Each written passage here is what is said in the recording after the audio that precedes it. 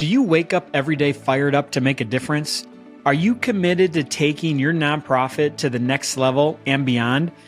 I have news for you. Success isn't about hard work or passion. It's about having a smart, scalable strategy in place. Hi, I'm Tom Kelly, your nonprofit catalyst. You may know me as the CEO of Charity Auction Today and Donor Books, or the author of The $1 Million Nonprofit.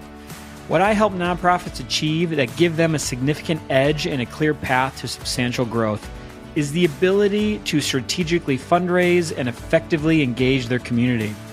And that's what I'm going to share with you right here on the $1 Million Nonprofit Podcast. In each episode, I'm going to take you behind the scenes to reveal the strategies, techniques, and tactics of successful nonprofits so that you can put these into practice immediately to grow your organization.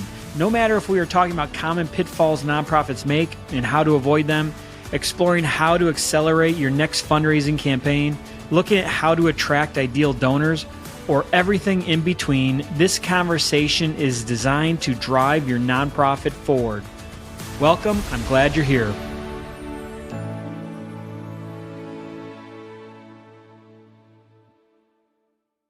What is probably the best way to get and build an email list for nonprofits? You need to be asking the people you're already talking to and on the different channels. If you have events, whether they're in-person events or online events, you should be asking for an email address. Your website is another way. It's really easy to do what we call interrupters, or people probably know it as like pop-ups. If someone's on your blog for a couple minutes reading an article or reading a story, that you're asking them, so it looks like you're enjoying this. Would you like to sign up to receive more emails from us? Don't hide it at the bottom. I would recommend do not hide email sign up at the bottom of your website, but find ways to not just hey, sign up, but what are you giving them that would encourage them to sign up? When they're interested in what you're offering them, then they'll sign up. They'll be more apt to. You have to be intentional with all of your emails to have a call to action. You still want to give them some type of a next action to take. Join an event, become a volunteer, donate or give. What do you want that conversion to be? This episode of the $1 Million Nonprofit is brought to you by Charity Auctions Today, the all-in-one platform that makes fundraising auctions easier, faster, and more effective for nonprofits all around the world. Are you looking to raise more money for your nonprofit? Whether you're organizing an in-person gala, an online auction, or a hybrid event, Charity Auctions Today has got you covered. Their platform is designed to help you maximize your fundraising efforts with easy-to-use tools that make it simple to manage everything from auction items to donor engagement. Imagine running an auction where your supporters can bid from anywhere at any time, all while you track the progress in real time. Charity Auctions Today takes the hassle out of managing your event so you can focus on what really matters, raising money for your cause. I've personally seen the impact that Charity Auctions Today can have on a nonprofit's fundraising efforts. With their robust features, you can create custom branded auctions, automate bid updates, and even integrate with your existing CRM system. Plus, their customer support is second to none, ensuring that you have all the help you need to make your auction a success. So if you're ready to take your fundraising to the next level, head over to charityauctionstoday.com and start your free trial today. That's charityauctionstoday.com.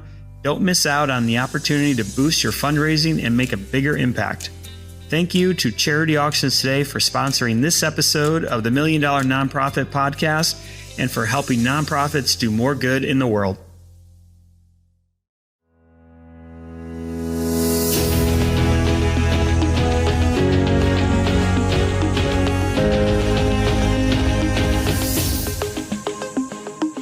Welcome back to the $1 Million Nonprofit. Today, we're diving into the topic of email marketing. It's not about sending emails and waiting for donations. It's about adopting a strategic approach that can revolutionize your nonprofit's outreach and fundraising, even if email has never been part of your fundraising toolkit before.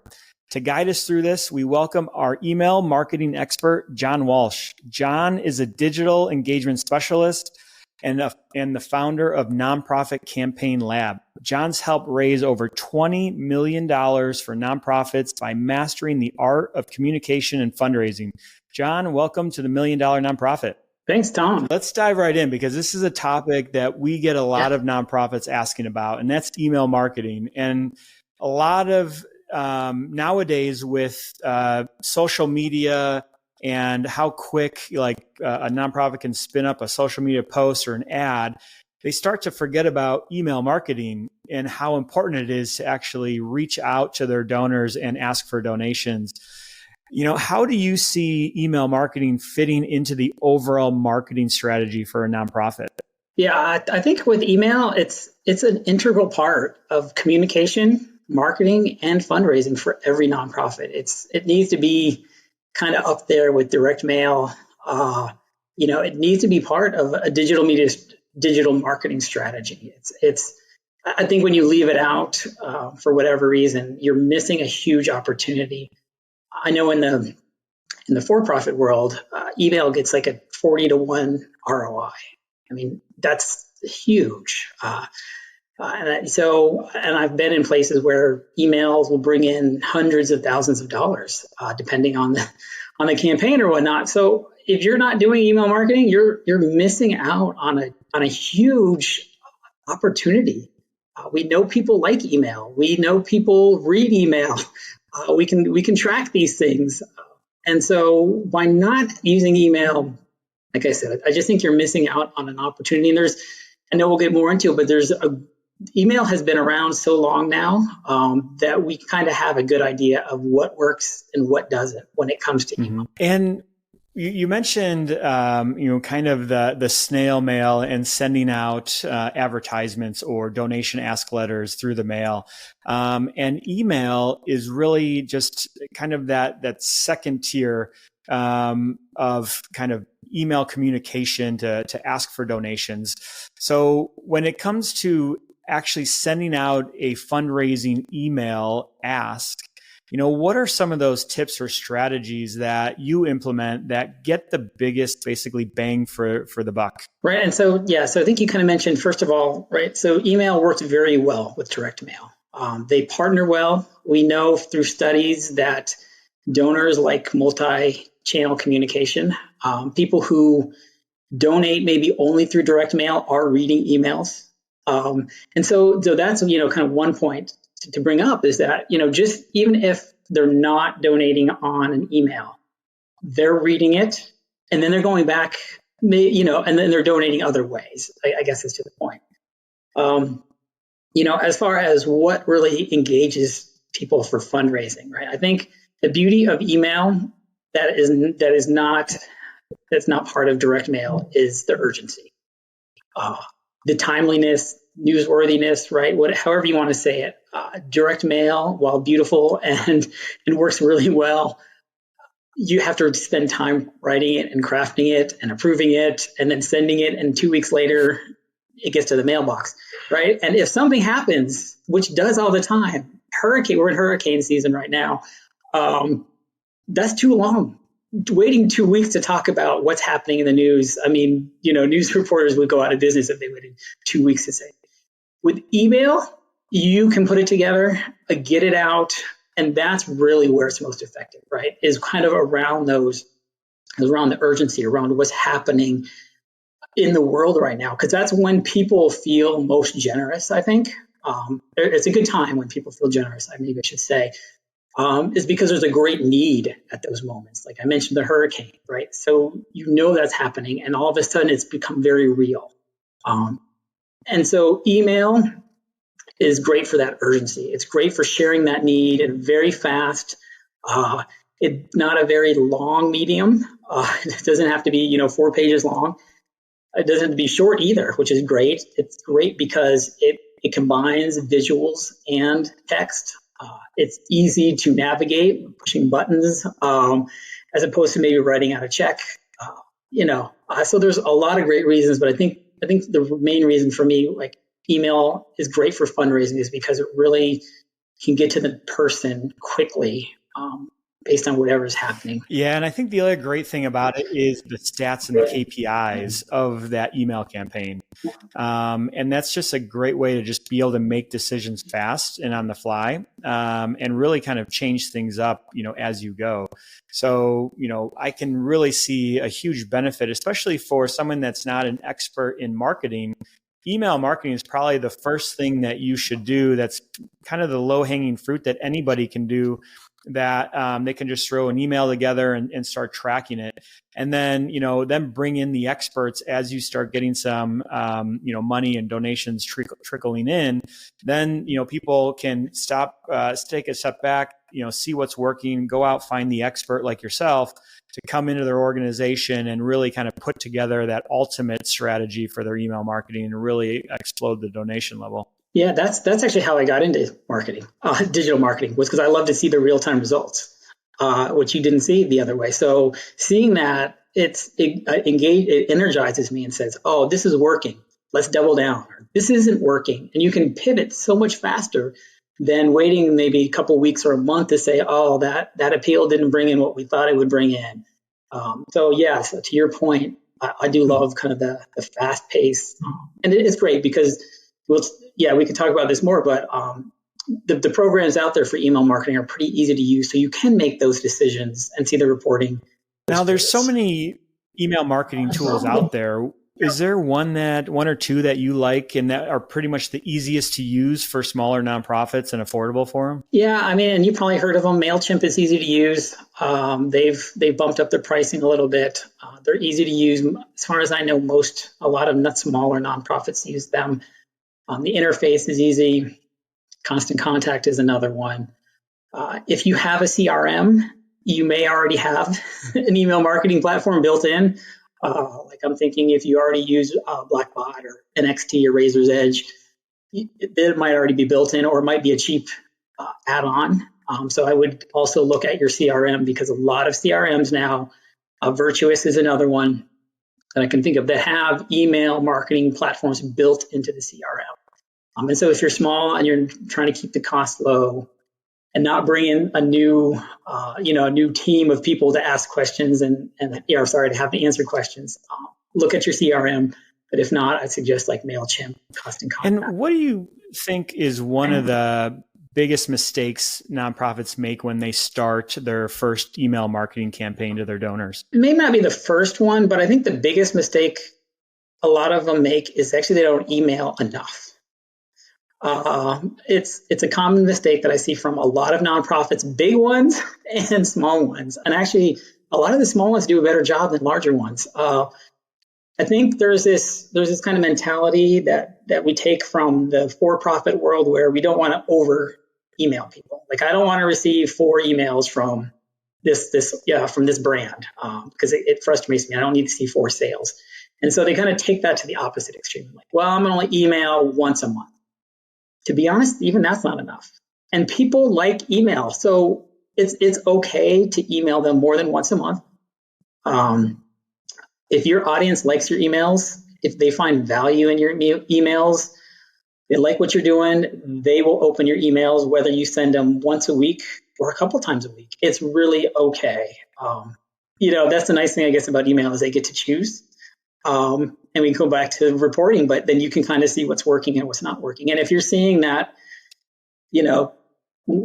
twice a day is too much, then, knock it off kind of thing. I don't think people do that, but at the same time, they go to that once a month and then they wonder, why aren't people engaging? They've forgotten about you already because their inbox is full of other organizations and other things that are communicating regularly. So I would say, starting out, put out that value consistently. And you mentioned something right there. You mentioned it twice so far. And everybody listening, I'm going to give Mike's number 1 tip at the end of this episode, but that I learned from this whole talk. So definitely stay to the end to listen to that. But you mentioned twice already in the for-profit space. And one of the things that I teach, young nonprofits that I work with, is you have to think like a for-profit business, and it's okay to think like a for-profit business, because a lot of those same strategies are what's going to propel your nonprofit to grow and scale at a faster rate. And so I love the idea of sending more often, because people are buying into your mission and they're buying into your story and they want to see the impact that it's having. So I can see probably where you might go with this next question. But you have to not just say, please donate money with every single email. You have to also share those stories and share the impact and share even like maybe a donor story that says, hey, this donor donated, X number of dollars or made a big contribution and we were able to get this result, and share that result with your email list, because those are the stories that are going to keep people opening your emails every day. And then at the bottom, you can have that little call to action, which is like, hey, if you want to contribute, you could be highlighted in a future, email. But that is kind of where I think you're going to go next. But I've already taken that out of our conversation in the first 11 minutes. So what do you think about the type of content people should be posting out if we're going to be sending emails a couple times a week? Yeah. And you said it, Tom. So since I'm saying lots of times a week, you can't send the same email that much. I was hoping, yeah. So yes, so as much different type of content, and as I mentioned before, the most valuable content that you can provide. So content that I like to consider to spread it out, and, mix it up so that they're not feeling like they're receiving the same thing. But yes, you mentioned stories as being a very important part. Donor stories from a donor's perspective. Those that you serve from their perspective. You can send updates. I think you mentioned as well, things like, okay, here's where we're at with this project. Here's where we're at with this project. On this day, here's some updates with the capital campaign.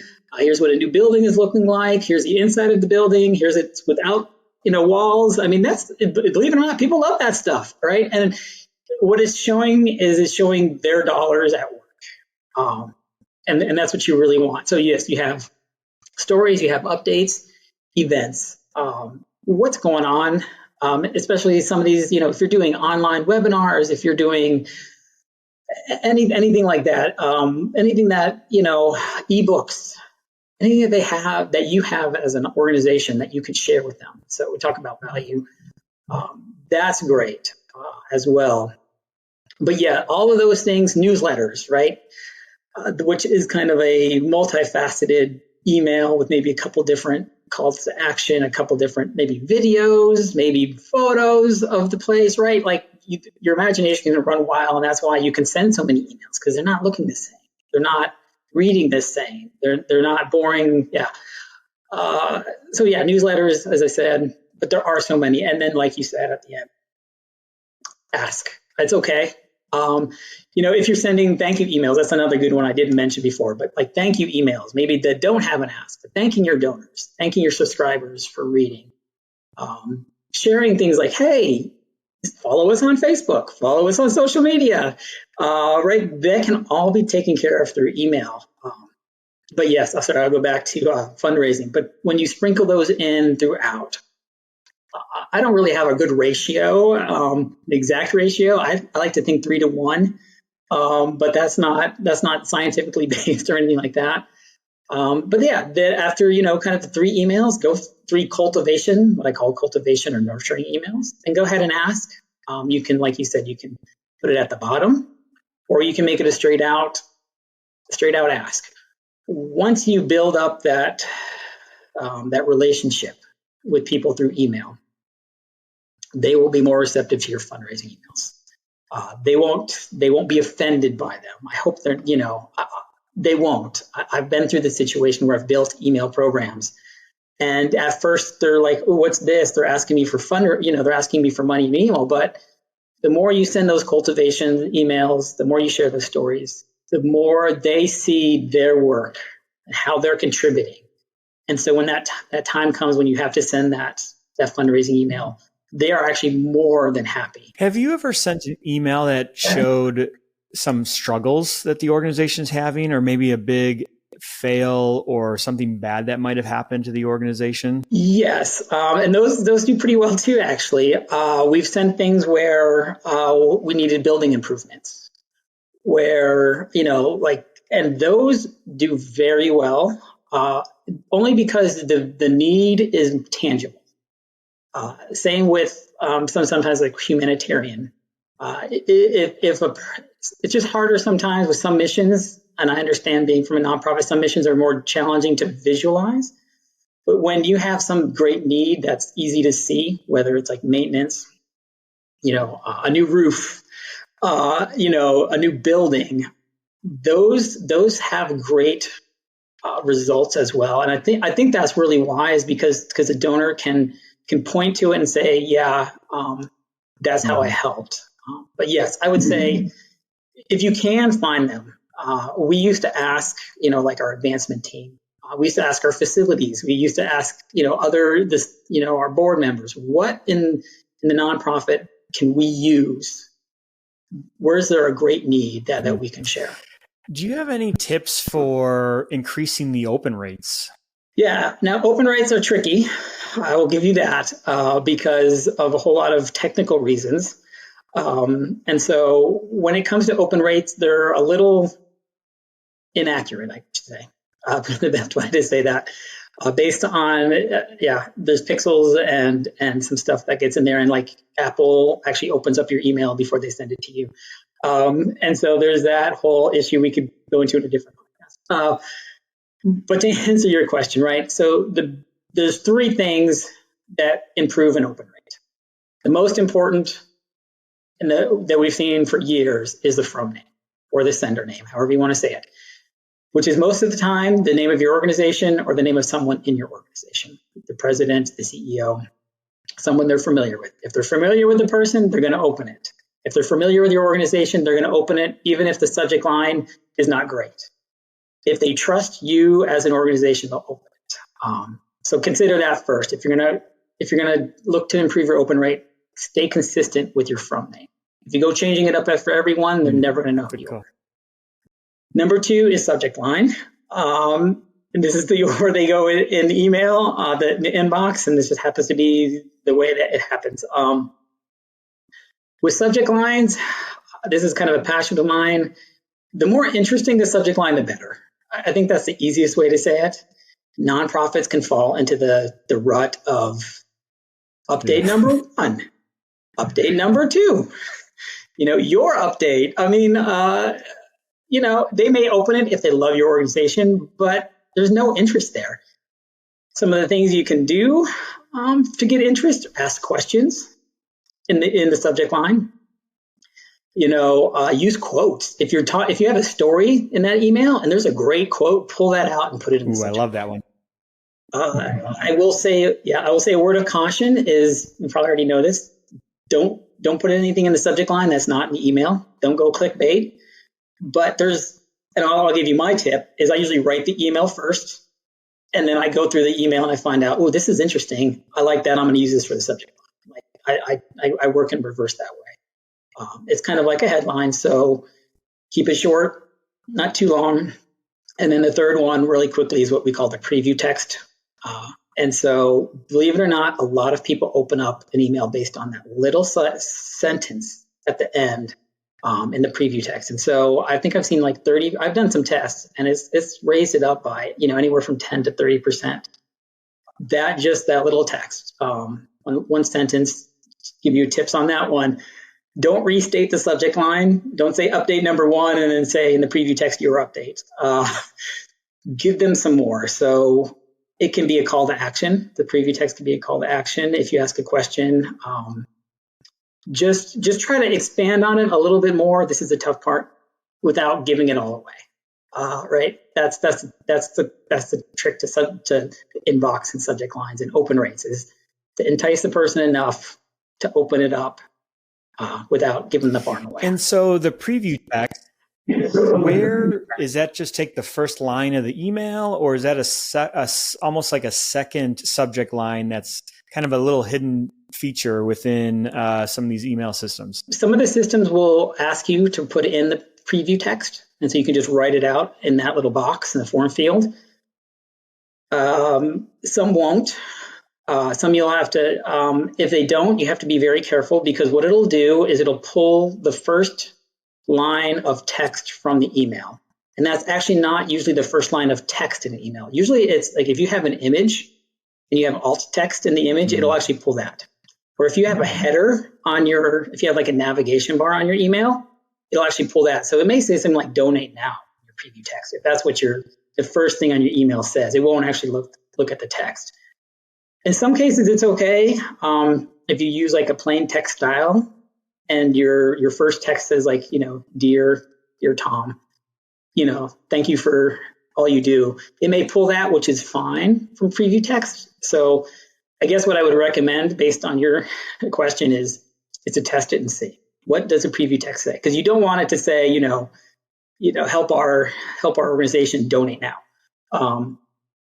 But if it comes across as conversational, like dear Tom, then that's probably fine for preview text. Yeah, and that's great. And the other tip would be always send a test email to yourself first before blasting it out to your list. Always. There's horror stories. I think every email marketer has one of sending an email that didn't quite 100% was what they intended. So always test. Yeah, I love that.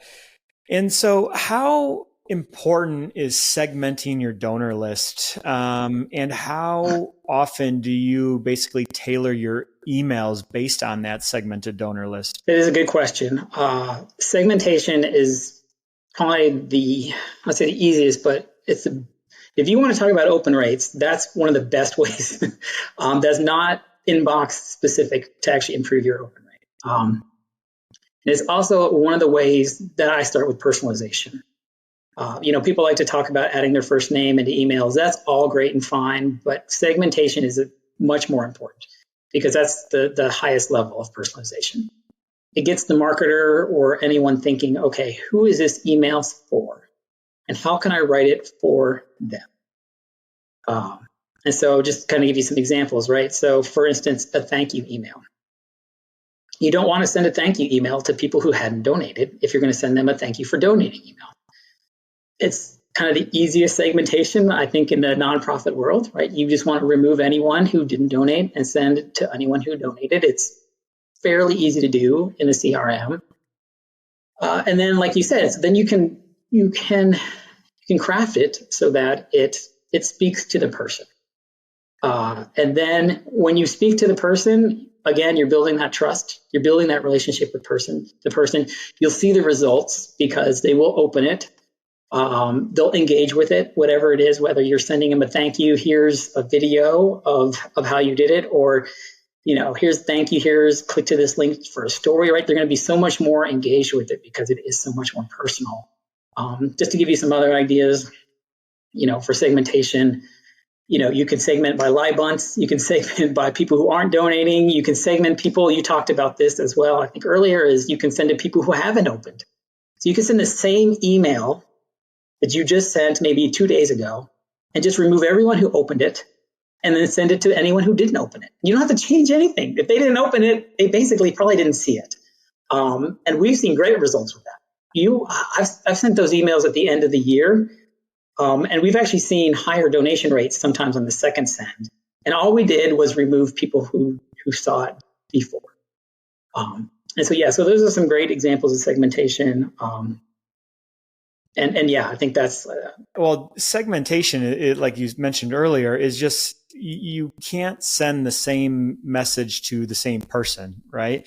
And if you want to get the most impact out of the same number of email addresses and the same donors in your donor database, you have to speak to what they have done in the past, whether it's a week ago, 6 months ago, or even a year ago. That could be 3 separate messages or emails to those groups of donors, because the donor that donated a month ago or a couple of weeks ago doesn't need that same reactivation email that the donor that was from a year ago, right? So segmenting is just such a huge game changer when it comes to really increasing the impact on your donor list. Going back to get the likelihood of getting the email into your inbox and not the spam folder. Any tips or tricks that you use that help the success rate of getting into the inbox? There's some good ones out there. I worked with organizations where that was kind of one of my primary goals. And honestly, it's not an exact science. It's kind of like a Facebook algorithm. We know what works. We just don't know what percentage each aspect of it works. So in the email world, you might hear email reputation or sender reputation. And basically what that's saying is how well the Googles and the Apples and the Yahoos when an email comes in, how well they trust you as an organization, how well they trust your emails based on a few criteria. And this is what I'll go through here now, right? So there's some technical aspects to email, and I won't go into all of that, but there are some technical verifications that are very important. If you're using email platforms, because you're a small nonprofit, if you're using email platforms or your CRM, those are probably already taken care of. So you don't need to worry about them too much. But the other things that you can do, one of the first ones is one we just talked about, which is segmentation. Segmentation is a great way to make sure you don't end up in the spam. When you send an email to a large quantity of people, the ESPs, the email service providers, they see that as spam. One part is spam, I should say. So because the spammer is probably going to send it out to 1 million people. If you're a small nonprofit, again, you're probably not dealing with that. But some of the other things you can do that are applicable to small nonprofits are your open rates, your click-through rates. They do look at that. If people are engaging with your email, you won't end up in spam. If people stop, you'll more likely end up spam. Of course, there is a spam button on a lot of email service providers, and so that if they're clicking that, that's going to hurt you as well. I think the best way, right? I think the one that we can control the easiest is how engaged a person is with our email. If they're engaging with your emails, you won't end up in the spam folder. And don't worry about unsubscribes. It's okay. That's actually, I would say it's an engagement, but as far as spam goes, it's okay. You don't want them to hit spam, basically. But yeah, there's a lot that goes into it. And like I said, I don't know the exact formula that they use. It's proprietary. They don't want us to tell you because then as marketers, we could game the system. But we do know they do tell us those things. And so segment your lists, send great emails, and you'll be fine. Now, a lot of people get caught up in making a pretty email, like all the HTML, perfectly designed, the perfect pictures.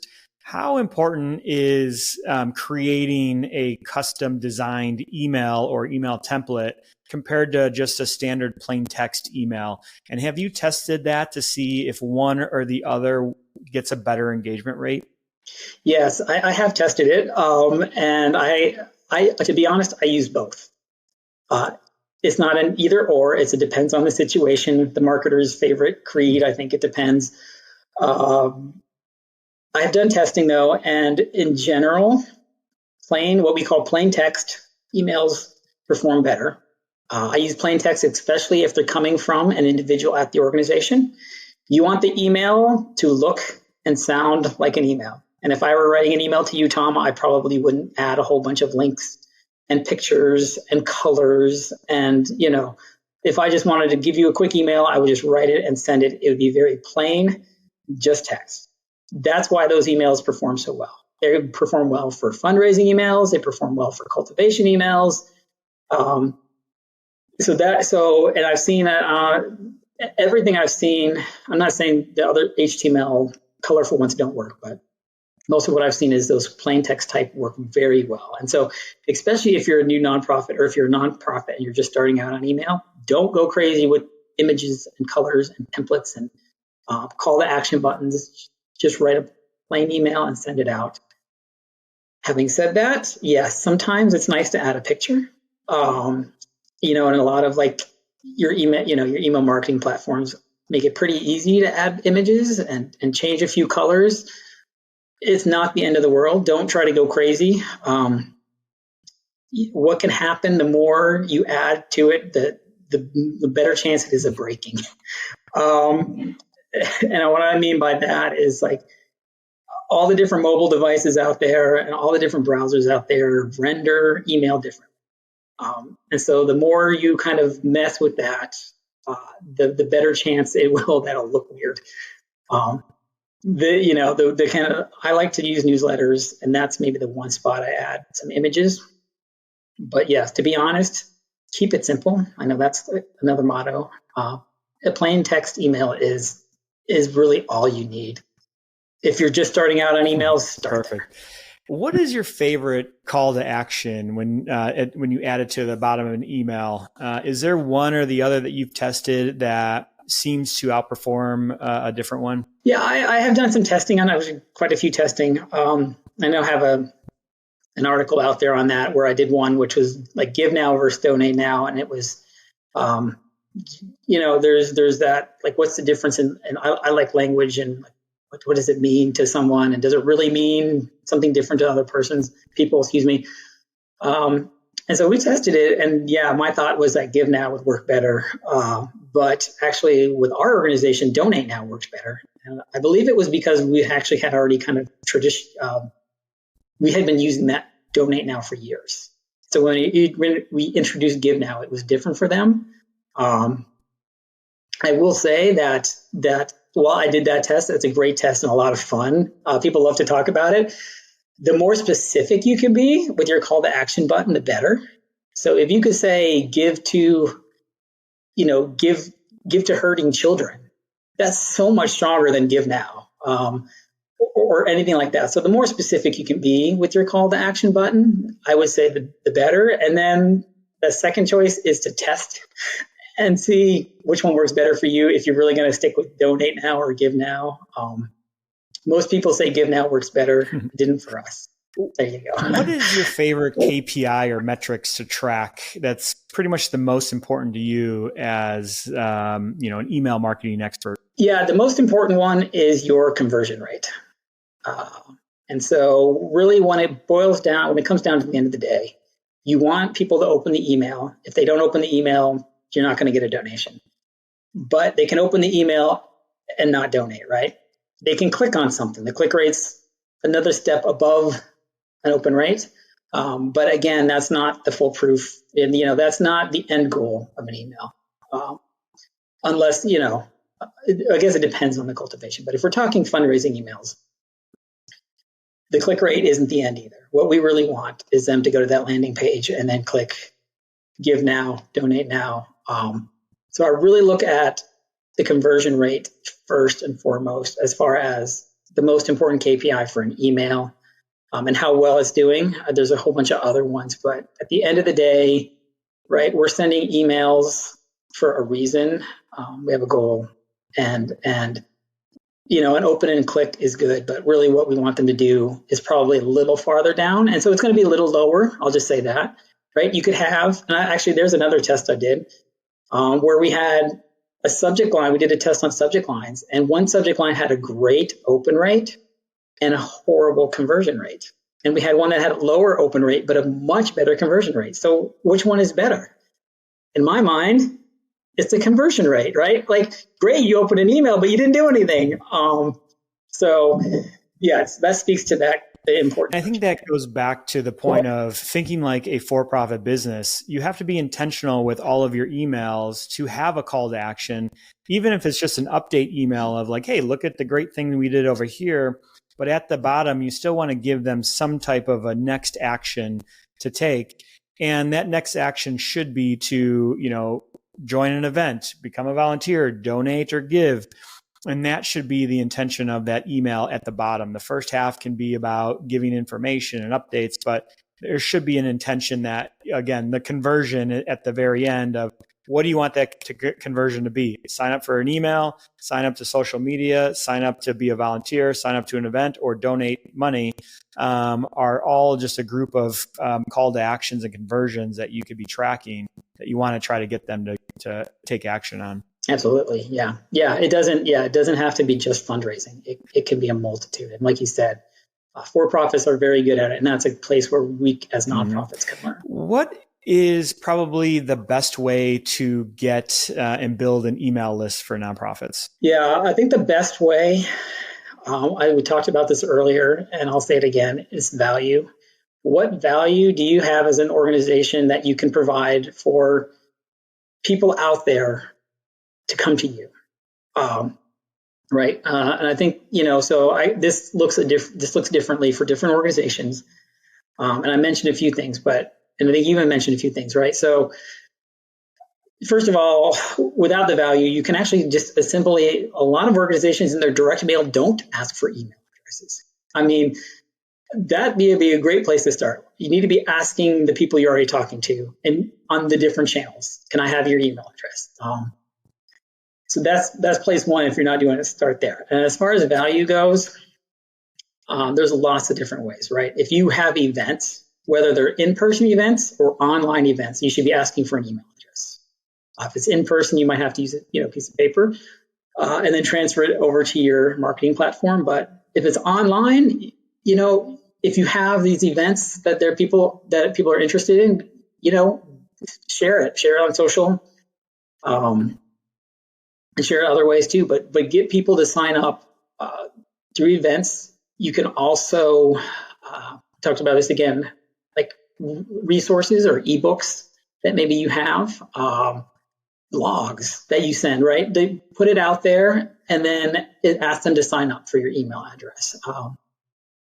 Social media is great for that. Again, you can use direct mail for that, text messaging for that. Your website is another way, right?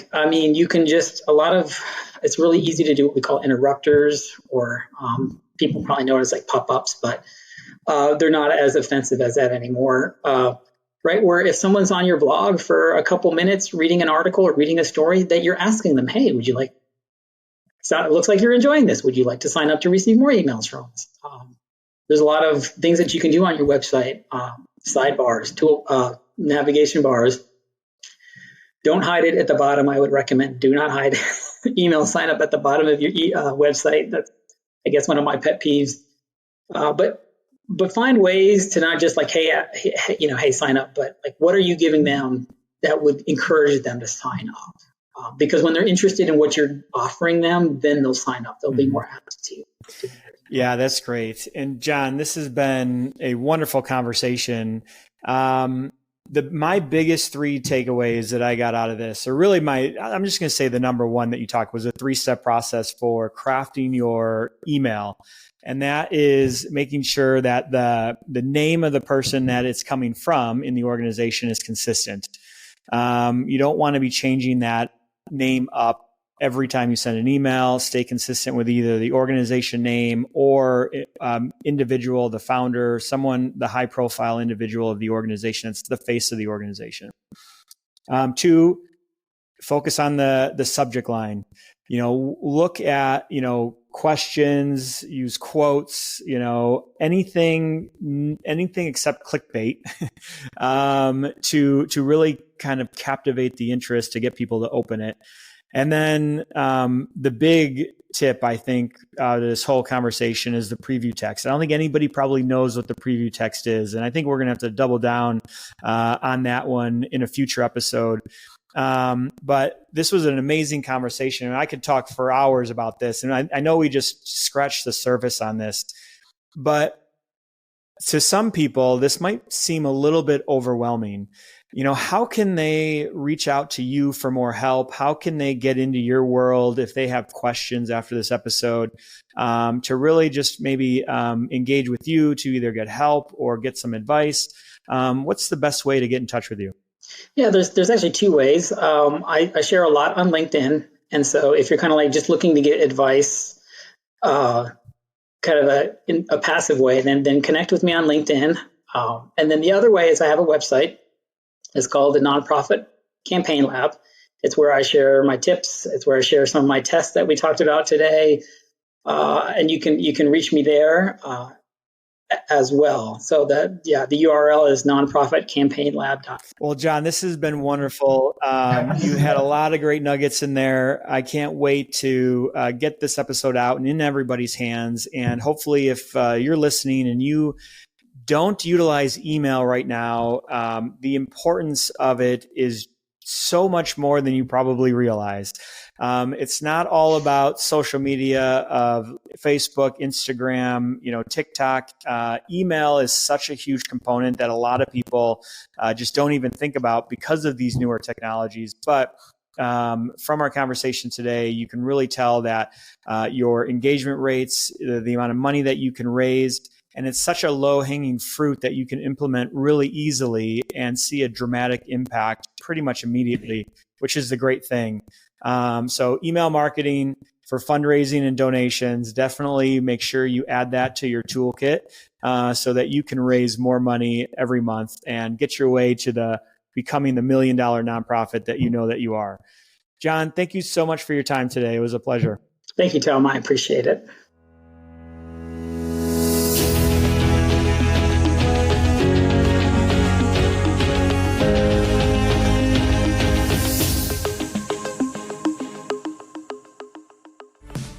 Thank you for listening to this episode of the $1 Million Nonprofit Podcast. You're here. That means you're ready to take your nonprofit to the next level and make a greater impact. Come visit realtomkelly.com/playbooks to download free playbooks that your nonprofit can use today to start scaling to $1 million in donations. Plus, so much more. Catch the new behind-the-scenes insights on the next episode, and until then, here's to the impact you will make. I'm Tom Kelly. Don't forget to subscribe, share, and encourage others to listen.